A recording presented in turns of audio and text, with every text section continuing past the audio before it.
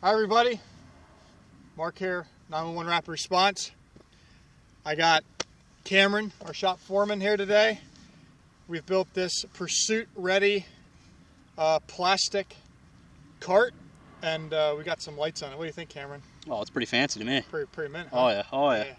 Yep, so we're going to do today, as we promised you on Doc 360, is we're going to go over some light patterns with you. And you know, working in the garage over the last couple of years, and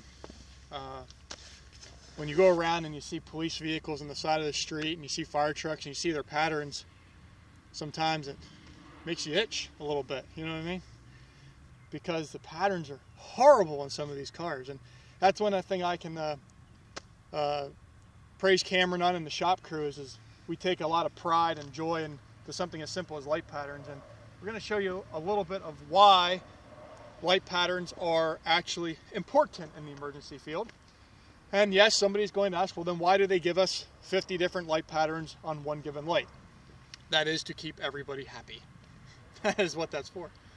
But pretty dominantly, we probably use what, two patterns, maybe? Yeah, two or three sets, yeah. 2 to 3 patterns, and that depends on maybe the customer's location, if they're running through intersections, things like that, a little bit different. So, courtesy of Wheeling, we have surface mount ions on our Pursuit rated cart of 10 miles an hour. I don't think it can go any faster than that. Oh, there's 100-mile-an-hour duct tape there, so it'll probably fall apart. I don't know. But the first pattern is a pattern that you see a lot of, and one that we don't like, and we're going to tell you why we don't like it here at Rapid Response. And we like your input. Give us some input below. Tell us what you think. Tell us, do you like our patterns? Don't you like our patterns? Etc. So, Cameron, what's this pattern called that we're going to show them first? This is Signal Alert. This is Signal Alert pattern. So go ahead and light this thing up. Okay, so this pattern here, as you can see, each module here is going back and forth, each individual module. So we are about, I don't know, how far out are we here, Cameron? 40 feet. 50 foot maybe? Yeah, 40, 50 feet. 52 feet, 3 inches? Yeah, something like maybe that. a couple millimeters there. Okay. So we have them out about 50 feet. But imagine if you're at 100 feet, 200 feet, 300 feet, or even a quarter mile, half a mile, right? So as you can see in the video here, this light head, if you look, doesn't really have off time. Even that we're having them go back and forth, and up close it might look okay, but as soon as you hit the 40 and 50 foot mark, this light head starts to almost look solid.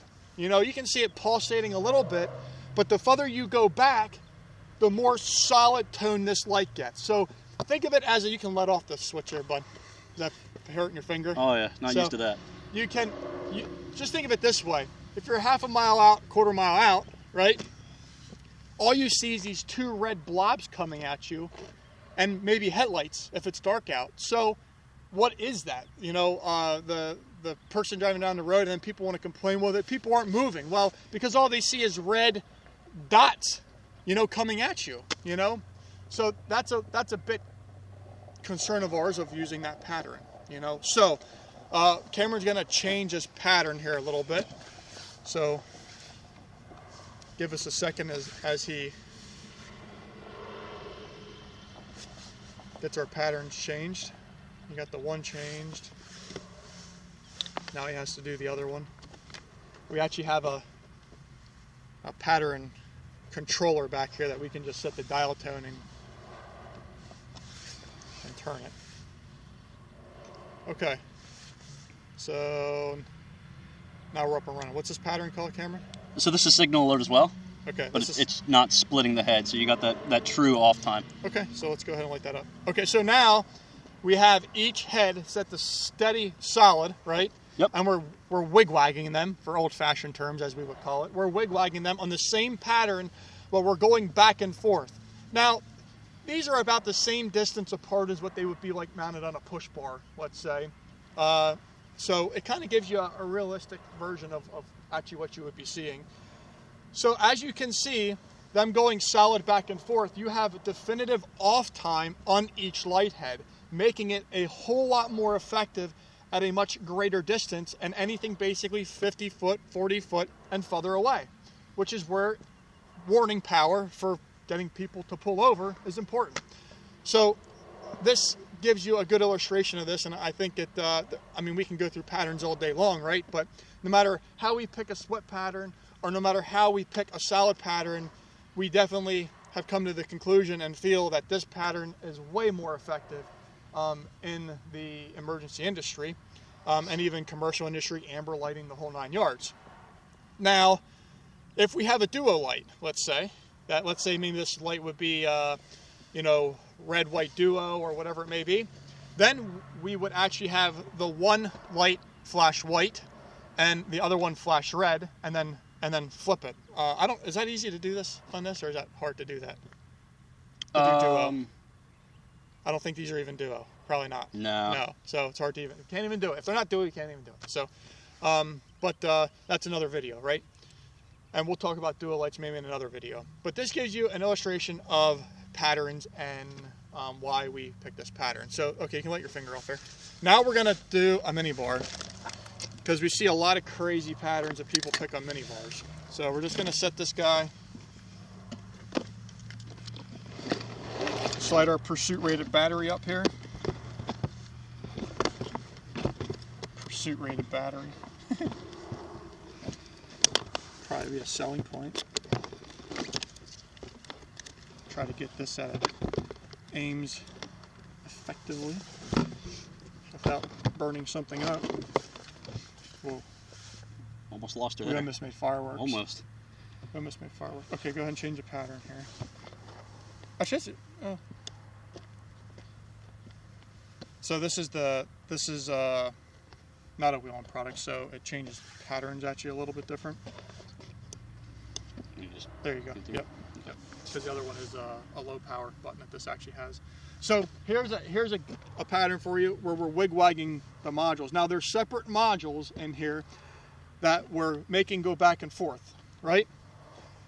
But as you can see, anything 40 feet, 50 feet and further, when you get away, you can imagine when you get out to that 100-foot mark that this can actually look, there's not a lot of distance here. There's only, what, cameraman, about 2 inches there between each module, right? Yep. So one thing that's important when buying a mini bar is if you want to have effectiveness on a mini bar at a distance, we offer a 27-inch mini bar in the showroom, the X-Guard. And one thing that's nice about that bar is it's 27 inches wide. So you got spacing modules apart, you know, which can make it more effective. So right now this is going back and forth, and at a distance you could kind of understand that, you know, 2 inches apart, can you really tell that the module's over here, or can you really tell that the module's over here, you know, at 2 inches apart? So now we're going to get a pattern where the whole light bar goes on and off together.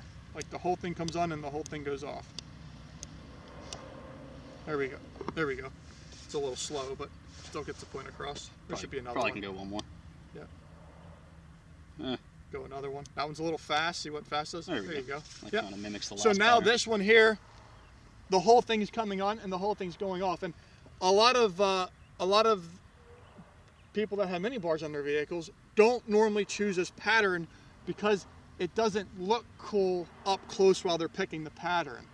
However, it is extremely, extremely effective when you get at 100-foot out mark or more. You know, so let's say you're running an interstate and you want a good warning on an interstate.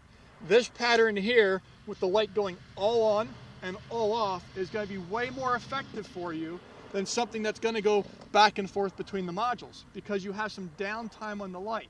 Now, with downtime on light, we highly suggest you have other lighting on your vehicle. You know, we would suggest obviously you'd have maybe a set of these wheel and ions down in the grill, on a license plate bracket or something like that, because we don't ever want no light to be visible if somebody looks at your vehicle quick, right? Yep. So that's why we put lighting different locations throughout the vehicle.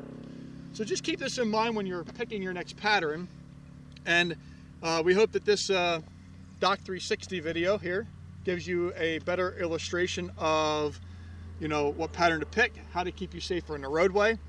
So Cameron, do you have any other suggestions there? Put more lights on, right? Yeah, always. More lights the better. There you go. More lights the better. So we hope you like this episode of Doc 360. we're gonna do another episode. What do you want to do next? You want to do like maybe sell toilet paper or something? Yeah, sure. Or We'll sell anything. Lysol. There you go. So you guys took all mine out of the shop. So, but yeah. So we'll do another. We're gonna do probably maybe like a duo video, maybe a full-size light bar video would be cool out here. So, but yeah. Hey, anyways, thanks for joining us, and we'll see you soon. Let's start. Okay. And then you want me to go.